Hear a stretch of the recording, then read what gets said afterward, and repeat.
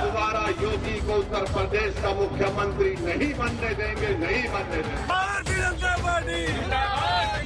अगर हमारे हौसले बुलंद रहेंगे, मेहनत करेंगे तो सब कुछ होगा, इंशाअल्लाह होगा। हमारी कोशिश यही है कि दोबारा उत्तर प्रदेश में बीजेपी की सरकार ना बने।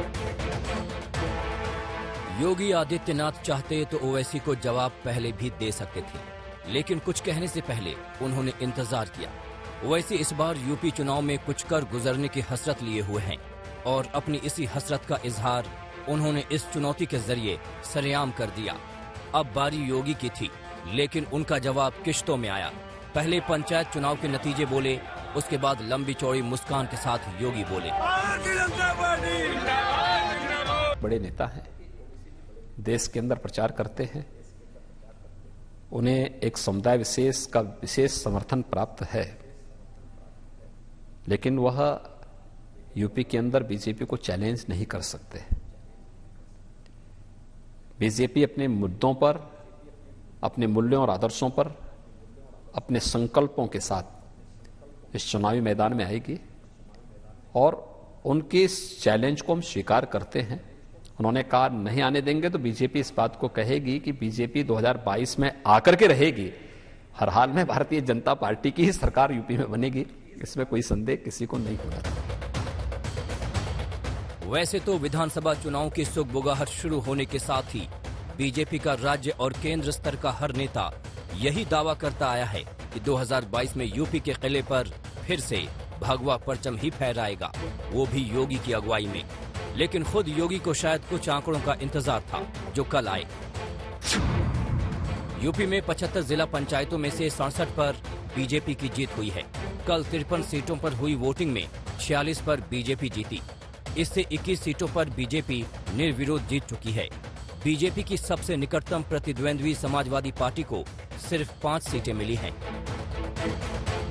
अगले साल होने वाले विधानसभा चुनाव से पहले हुआ ये सियासी मुकाबला आखिरी बड़े चुनाव हैं, लिहाजा बीजेपी और योगी आदित्यनाथ इसे लखनऊ की सत्ता के सेमीफाइनल का दर्जा दे रहे हैं। 7 वर्षों के दौरान केंद्र सरकार के द्वारा और पिछले 4 साढ़े 4 वर्ष के दौरान प्रदेश सरकार के द्वारा जो कार्य किए गए हैं, ये जनता के सामने है। जनता ने उसे स्वीकारा है। पंचायत चुनाव के परिणाम के साथ साथ 2022 के चुनाव परिणाम भी इसी तर्ज पर आएंगे, इसमें अब कोई संदेह नहीं होना चाहिए। दूसरी तरफ ओवैसी हैं जो अपनी खास शैली की राजनीति के लिए पहचाने जाते हैं। हैदराबाद से शुरू हुआ उनका सियासी लश्कर महाराष्ट्र, बिहार और बंगाल होते हुए यूपी में यलगार के लिए बेकरार है।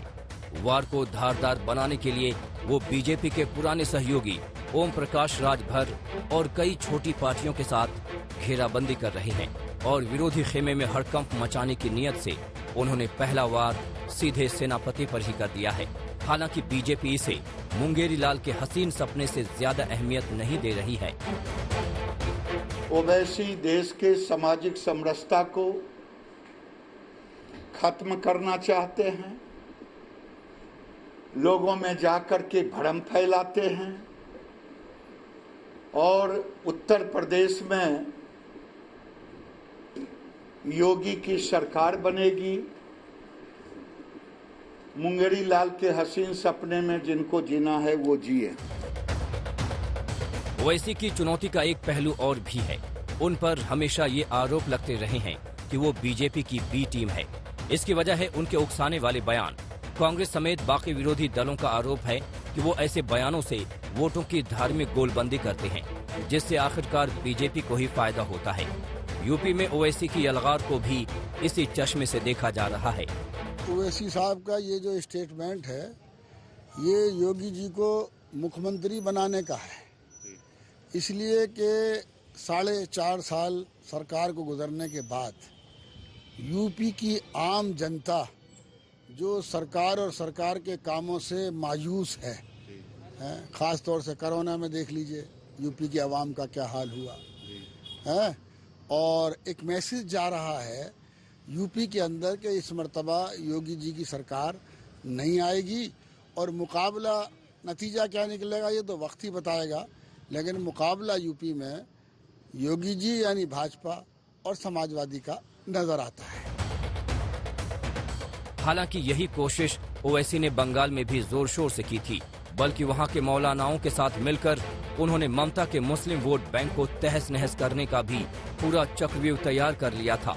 लेकिन ममता का बाल भी बांका नहीं हुआ और बीजेपी के अरमान भी धरे के धरे रह गए। यानी ये तो साफ है कि राजनीति इतने रटे रटाए समीकरणों से भी नहीं चलती। नेता जनता को कितना भी भरमाए, लेकिन वोट देते वक्त इंसान कुछ तो सोचता है। यानी यूपी में 2022 में क्या होगा, ये यूपी की जनता को तय करना है। चुनौतियां, दावे और नारे तो नेताओं का रोज का काम है। अनिल भारद्वाज और कुमार अभिषेक के साथ आज तक ब्यूरो।